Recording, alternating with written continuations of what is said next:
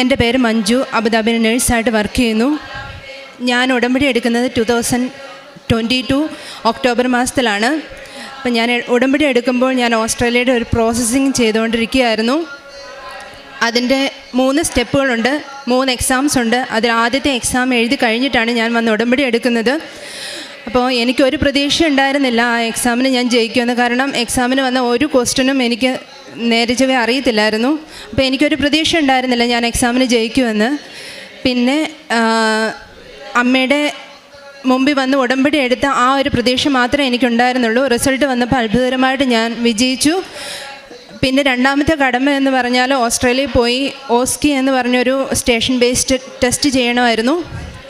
അപ്പോൾ എനിക്ക് ഭയങ്കര ടെൻഷനായിരുന്നു. കാരണം എനിക്കറിയാം അതിനുള്ള മെറിറ്റോ ഒന്നും എനിക്കില്ലെന്ന് എനിക്കറിയാമായിരുന്നു. അപ്പോൾ എൻ്റെ ഈ ടെൻഷൻ കണ്ടിട്ട് എൻ്റെ പപ്പ എന്നോട് പറഞ്ഞു, മോളെ നീ എന്തിനാണ് ഈ പണിക്ക് പോയത്? നിനക്ക് ഉള്ള ജോലി കൊണ്ട് സന്തോഷമായിട്ട് ഇവിടെ ഇരുന്നാൽ പോരായിരുന്നു എന്നും എൻ്റെ പപ്പ എന്നോട് പറഞ്ഞു. അപ്പം ഞാൻ പപ്പയോട് പറഞ്ഞൊരു വാക്കുണ്ട്, പപ്പ ഞാൻ ഉടമ്പടി എടുത്തിട്ടുണ്ട്, അപ്പോൾ അമ്മ മാതാവ് എൻ്റെ കൂടെ വന്നോളൂ, സഞ്ചാരി മാതാവാണ്, അപ്പം അമ്മ മാതാവ് എൻ്റെ കൂടെ വന്നോളൂ എന്ന് ഞാൻ പപ്പയോട് പറഞ്ഞിട്ടുണ്ടായിരുന്നു. അങ്ങനെ ഞാൻ ഓസ്കി എക്സാം എഴുതാൻ പോയി. അപ്പം പോകുമ്പോൾ ഞാൻ ഇവിടെ വന്ന് അച്ഛനോട് സംസാരിച്ച് ഉടമ്പടി കാശുരൂപം കൊണ്ടാണ് പോയത്. അപ്പോൾ പോകുമ്പോൾ എൻ്റെ കയ്യിൽ കുറേ പത്രം ഉണ്ടായിരുന്നു, ഒരു 4-5 കെട്ട് പത്രം ഉണ്ടായിരുന്നു. ഞാൻ ഓസ്കിക്ക് പഠിക്കാൻ അവിടെ ചെന്ന് പോകുന്ന സ്ട്രീറ്റിലും എല്ലാം ഞാൻ പത്രം കൊടുത്ത് ഓരോരുത്തരോടും പറഞ്ഞ് അമ്മ മാതാവിനെ പറ്റി ഈശോയെ പറ്റിയൊക്കെ ഞാൻ പറഞ്ഞ് പത്രം കൊടുക്കുമായിരുന്നു. ചിലരൊക്കെ ഒത്തിരി നാണം കെടുത്തിയിട്ടുണ്ട്. എന്നാലും അങ്ങനെ നാണം കെടുത്തിയപ്പോഴൊക്കെ അമ്മയോടും ഈശോയുടെ തിരുമുറിയോട് ചേർത്ത് വെച്ചുകൊണ്ട് അതെല്ലാം സഹിക്കാൻ എനിക്ക് ഉള്ള കൃപ അമ്മ മാതാവ് എനിക്ക് തന്നു. ഓസ്കി കഴിഞ്ഞ് തിരിച്ചെത്തിയപ്പോഴും എനിക്കൊരു കോൺഫിഡൻസ് ഇല്ലായിരുന്നു എനിക്ക് ജയിക്കാൻ പറ്റുമെന്ന്. പക്ഷേ വിജയകരമായിട്ട് 9 out of 10 തന്ന് അമ്മ മാതാവ് എന്നെ അതിലും ജയിപ്പിച്ചു. പിന്നെ 3ാമത്തെ സ്റ്റെപ്പ് എന്ന് പറഞ്ഞാൽ ഒരു ഇംഗ്ലീഷ് ടെസ്റ്റാണ്. എനിക്ക് നല്ല കോൺഫിഡൻസ് ആയിരുന്നു എനിക്കത് കിട്ടുമെന്ന്. അപ്പോൾ ഇംഗ്ലീഷിന് നല്ല കോൺഫിഡൻസ് ഉണ്ടായിരുന്നു. അപ്പോൾ ഞാൻ ആ ടെസ്റ്റ് എഴുതാൻ പോയി. ആദ്യത്തെ പ്രാവശ്യം എഴുതി, ഞാനതിൽ ഫെയിലായി. 2ാമത്തെ പ്രാവശ്യം എഴുതി, അതിലും ഫെയിലായി. 3ാമത്തെ പ്രാവശ്യം എഴുതിയപ്പോഴേക്കും അതിലും ഫെയിലായി കഴിഞ്ഞപ്പോൾ എൻ്റെ കോൺഫിഡൻസ് ലെവൽ ഓരോ പ്രാവശ്യം എഴുതുമ്പോഴും കോൺഫിഡൻസ് ലെവൽ കുറഞ്ഞു വന്നു. പിന്നെ എനിക്ക് മനസ്സിലായില്ല എന്താണ് ഇത് സംഭവിക്കുന്നത്. കാരണം ഉടമ്പടിയുടെ ഓരോ കാര്യങ്ങളും ഞാൻ കൃത്യമായിട്ട് ചെയ്യാറുണ്ടായിരുന്നു. കാരുണ്യപ്രവർത്തികളും ചെയ്യാൻ പറ്റുന്ന ഒരു കാരുണ്യപ്രവർത്തികളും ചെയ്യാൻ പറ്റുന്നത് ഞാൻ പാഴാക്കാറില്ലായിരുന്നു. 14 ദിവസം കൂടുമ്പം കുമ്പസാരിക്കുക, വിശുദ്ധ കുർബാന മുടങ്ങാതെ പറ്റുന്ന സമയത്തെല്ലാം, ഓഫുള്ള സമയം, നൈറ്റ് ഡ്യൂട്ടിയുടെ സമയമൊക്കെ പോയി കാണാനും എല്ലാം ഞാൻ ശ്രമിച്ചിരുന്നു. എനിക്ക് മനസ്സിലായില്ല എന്താണ് ഇതിൻ്റെ അകത്തുനിന്ന് അമ്മ എന്നെ പഠിപ്പിക്കാൻ ഉദ്ദേശിക്കുന്നത്. പക്ഷേ പിന്നെയും 6 തവണ 3 പ്രാവശ്യം 4 പ്രാവശ്യം അങ്ങനെ 6 പ്രാവശ്യം ഞാൻ ഇംഗ്ലീഷ് ടെസ്റ്റ് എഴുതി ഫെയിലായി. അപ്പോൾ എൻ്റെ ആ 100% കോൺഫിഡൻസ് ലെവൽ ഉണ്ടായിരുന്ന ഞാനത് 0% താന്നു വന്നു. എനിക്കിനി ഒരു എക്സാമും കൂടെ ഫേസ് ചെയ്യാനുള്ള ഒരു കഴിവില്ലായിരുന്നു. എന്ത് ചെയ്യണമെന്ന് അറിയത്തില്ല. ഇത്രയും 2 എക്സാം എഴുതി കഴിഞ്ഞു, ഇത്രയും പൈസയൊക്കെ മുടക്കി, എന്ത് ചെയ്യണമെന്ന് ഇനി മുമ്പോട്ട് ഒരു ഡോർസ് എല്ലാം അടഞ്ഞ ഒരു അവസ്ഥയിലായിരുന്നു ഞാൻ. പിന്നെ പക്ഷേ ഓരോ പ്രാവശ്യം എക്സാം എഴുതി കഴിഞ്ഞ് ഞാനിങ്ങനെ വിഷമിച്ചിരിക്കുമ്പോഴും അമ്മ മാതാവ് എനിക്ക് ആരെങ്കിലുമായിട്ട് എൻ്റെ മുമ്പിൽ കൊണ്ട് തരും, എനിക്കൊരു അഡ്വൈസ് തരാൻ. ആ ഒരു അഡ്വൈസിൽ പിടിച്ച് നിന്ന് ഞാനിങ്ങനെ ഓരോ സ്റ്റെപ്പും ഇങ്ങനെ മുമ്പോട്ട് പോകുമായിരുന്നു. പക്ഷേ എന്തൊക്കെ പ്രശ്നം ഉണ്ടായാലും ഞാൻ ഉടമ്പടി പ്രാർത്ഥനകൾ മുടക്കിയില്ല. 6ാമത്തെ പ്രാവശ്യം എഴുതി കഴിഞ്ഞപ്പോൾ ഞാൻ വിചാരിച്ചു എനിക്ക് എന്തോ ഒരു പ്രശ്നമുണ്ട്. അപ്പം ഞാനിത് കൂടുതൽ എന്തോ എൻ്റെ കയ്യിൽ നിന്ന് ഈശോ പ്രതീക്ഷിക്കുന്നുണ്ടെന്ന് എനിക്ക് മനസ്സിലായി.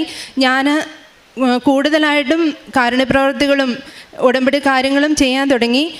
പിന്നെ രാത്രി കാലങ്ങളിൽ ഉറങ്ങാതെ ഇരുന്ന് ഞാൻ പ്രാർത്ഥിക്കാൻ തുടങ്ങി. കണ്ണുനീരൊഴുക്കി കൈ വിരിച്ചു പിടിച്ച് കർത്താവിൻ്റെ മുമ്പിൽ കരഞ്ഞ് പ്രാർത്ഥിക്കാൻ തുടങ്ങി. പിന്നെ ഞാൻ കംപ്ലീറ്റ് ആയിട്ട് എനിക്ക് വേണ്ടിയിട്ടുള്ള എൻ്റെ ആഗ്രഹങ്ങളെല്ലാം ഞാൻ ചോദിക്കുന്നത് സ്റ്റോപ്പ് ചെയ്തു.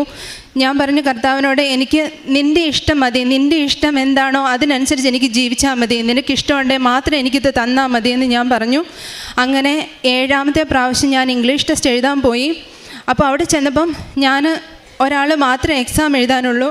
അവിടെ ചെന്നപ്പോൾ തുടങ്ങി എനിക്ക് മാതാവിൻ്റെ ഒരു പ്രസൻസ് ഫീൽ ചെയ്യുന്നുണ്ടായിരുന്നു. കാരണം എക്സാമിന് എന്നെ ഗൈഡ് ചെയ്യാൻ ഒരാളുണ്ടായിരുന്നു. അപ്പം ഇൻട്രൊഡ്യൂസ് ചെയ്തപ്പം അവരുടെ പേരെന്നോട് മറിയം എന്ന് പറഞ്ഞു. അപ്പോഴേ എനിക്കൊരു മാതാവിൻ്റെ ഒരു പ്രസൻസ് ഫീൽ ചെയ്തു. ഞാനവിടെ ഒപ്പിട്ട് ഞാൻ പ്രാർത്ഥിച്ചു.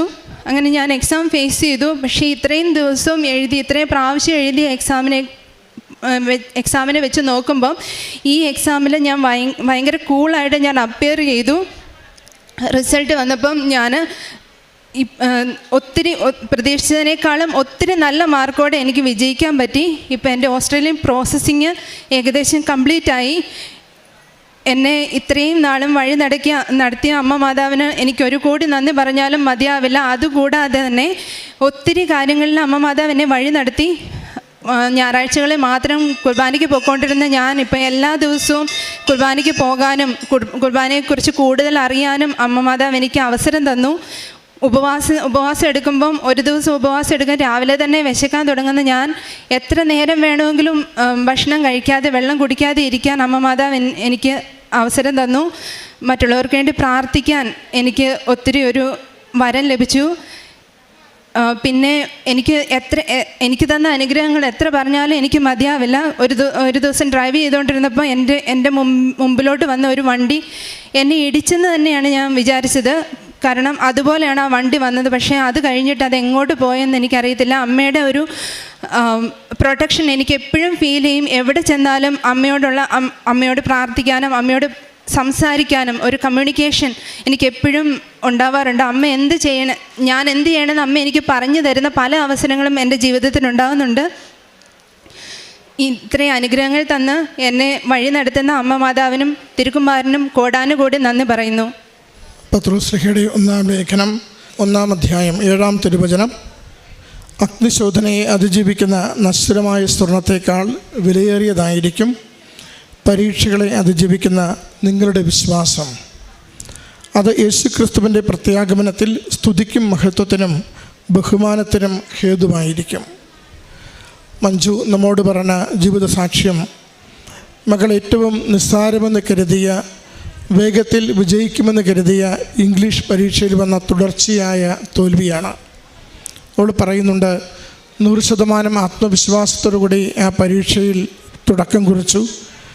ഒന്നിനു പിറകെ ഒന്നായി ഓരോ തവണയും പരാജയപ്പെട്ടുകൊണ്ടിരുന്നു.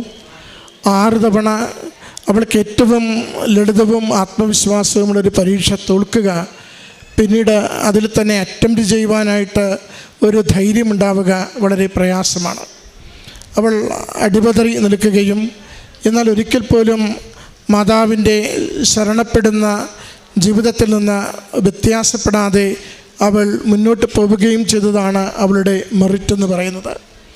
അവൾ പറയുന്നു, ഓരോ തവണയും ആരെങ്കിലും വന്ന് വീണ്ടും പഠനം തുടരുവാൻ, അമ്മയിൽ ആശ്രയിക്കുവാൻ, മനസ്സിൽ സങ്കടമില്ലാതെ വീണ്ടും പ്രാർത്ഥിക്കുവാൻ അവളെ സഹായിച്ചു കൊണ്ടിരുന്നത് സൂചിപ്പിക്കുകയാണ്. ഈ മകളുടെ ഈ വിശ്വാസത്തിലുള്ള സ്ഥിരതയും അമ്മ മാതാവിലുള്ള നിരന്തരമായ ശരണപ്പെടലും തന്നെയാണ് ഈ വിജയം നേടിക്കൊടുത്തതെന്ന്